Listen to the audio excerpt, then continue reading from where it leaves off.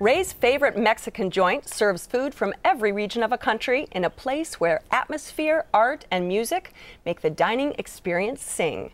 It's now expanded into another building on El Camino Real in San Bruno, and it's called Don Pico's Mexican Bistro and Cevicheria.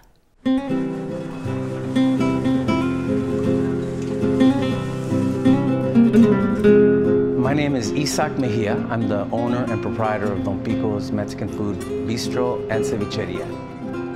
We've been here 37 years. It was started in 1975 by my parents. It's 95% family run. And we just moved into this beautiful room adjacent to the old Don Pico's. You can't help but notice the magnificent 1925 Brunswick bar from the Cliff House with the original seating. And the restaurant is built from 95% recycled materials from other restaurants. The mural is from Roberto Leroy Smith, who studied under Diego Rivera. We try to introduce a lot of California ranch-style cooking, which represents a lot of different cultures from California, from the agricultural days. Our dishes have almost 50% vegetables in them. We have seafood, meats, and we're one of the few Mexican restaurants that does all our own butchering. I try to put up 5 specials every day, so whenever you come any day of the week at Don Pico's, you're going to find something new.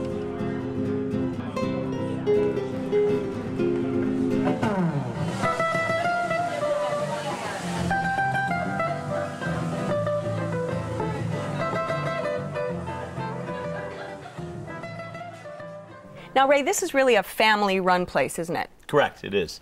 Yeah, Isaac, the owner, and his sisters and their children, they all work there. The husbands, you can tell there's a lot of pride that they take in not only cooking, but also in the service that they provide. He's very proud of what he has put into the establishment, both from a culinary point of view and also from the environment you're in. And what's his signature dish to you? When you go in there a lot, what's his signature? I myself love the all-meat paella. But that's my soft spot for that. Also, the crab enchiladas. You don't look like a meat eater. Yeah, to me, yeah, exactly. Not by much, but that is one of my favorites. You know, we had a couple of meat dishes as well. We had the carnitas yucatan. Sure. And we also had the chile verde. And the chile verde, the pork was so tender and succulent. And while the sauce was mild, it was really flavorful. And so I really enjoyed that. Yeah, the chili rancheros is one that kicks up a notch. And why is that? What is it? Well, as he came to our table, and which is great. He's very personable, and Isaac says, you know, we have 20 different sauces that we pull from, so not any dish will ever be the same, because we can say, hey, you want to kick it up a notch? Right. Here we go. Right. Well, speaking of kicking it up a notch, when we first arrived, we got the chips and salsa. Sure. And I couldn't do the salsa. It was way too hot. And when I asked the waiter, he was really funny, actually. He's like, I knew it would be too hot for you. Oops. But then I said, can I get a milder version? And he was totally accommodating vocally, but it never came. And it never came, and it never came. And meanwhile, my husband's like, ah. So by the time the really great, excellent, mild salsa came, I had no more chips. Sure. Understood. It's like, And what about guacamole or other appetizers that you had? The guacamole kind of bland, but actually, like, I love spicy food, and I agree the salsa was a little too spicy for me, but mixing it in with that guacamole was delicious. And I kicked the guacamole up and out of it. Correct. So, and their margaritas were honestly divine. Off the hook. Oh, I was totally disappointed in their margarita. Really? I felt like it was a mix. Really? And I was like, and that really set the mood for me. I was like, oh, so no, did you not have a good mix. time? Was this I mean, overall, the food was totally tasty. But the service was kind of inconsistent. Yeah. And when we admired the artwork on the walls, no one could tell us who was the artist, and that was like a little bit of a bummer too. Sure. So what did you have then, other than the I chips had a and the very salsa? delicious ginger and pork empanada for my appetizer. And did you really get the gingery character out of it? And it was delish. It was fried, and that was unusual, but I dug it. And then for my dish, I got the crispy fish taco with bacon. And forget it.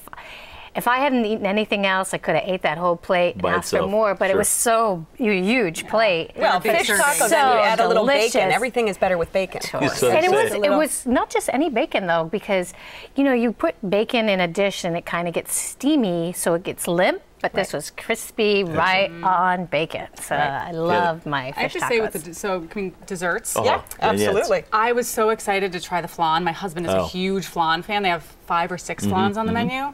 It was a Wednesday night at like 5 5:30, 6 o'clock, they were out of all flan. Yeah, already. They were out of Like, flan for me too. How are you out of flan on a Not Wednesday a flan. night? We did the beignets, and they were or beignets, and they were off the hook. I mean, they were just a traditional Mexican dish. It was, yeah, by the way, but it was unbelievable of a finish for us. But now, why is that? Were they airy and fluffy? Yeah, they make their own. You know, as our waiter told us, they had just gotten their dough back, and they make their own dough, and with the homemade whipped cream and with the cinnamon on top, it was.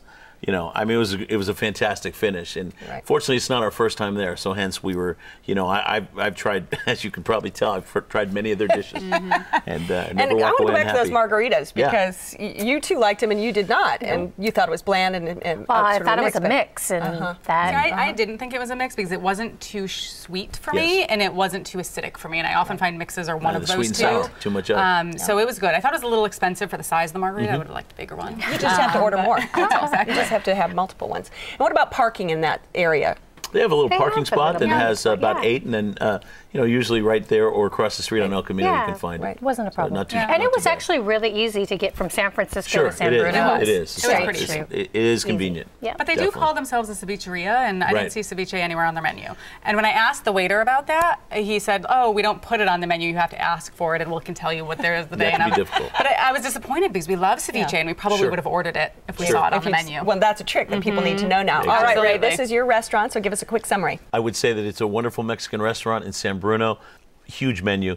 He's a big supporter of the community, and if you are there when he is cooking, he is more than happy to come out to the table and tell you everything they need. And what about you, Dot? Well, I feel like because I'm spoiled by living so close to the mission that I wouldn't head out to San Bruno again, especially since the service was a little inconsistent. For you. And Suzanne? I thought it was solid Mexican food. I thought it was good. I agree. I think since we live so close to great Mexican food, I can get it a little bit cheaper and a little bit more conveniently here. All right, if you would like to try Don Pico's Mexican Bistro and Cevicheria, it's on El Camino Real in San Bruno. The telephone number is 650-589-1163. It's open for lunch and dinner Tuesday through Saturday. Reservations are accepted, and the average dinner tab per person without drinks is around $25.